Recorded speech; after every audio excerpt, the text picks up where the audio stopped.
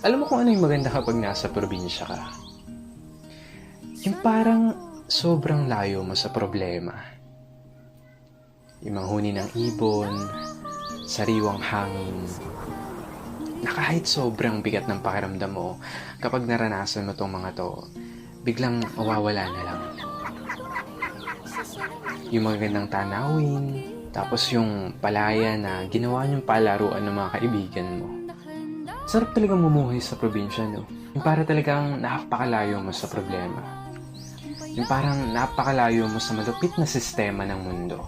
Na kapag nasa probinsya ka, mararamdaman mo talaga yung halaga ng sarili mo kesa sa iba. At mapapasabi ka na lang na there's no place like home or like probinsya. At ikaw na nanonood nito ngayon, masaya ako at naparamdam ko sa'yo ang pamumuhay sa isang probinsya.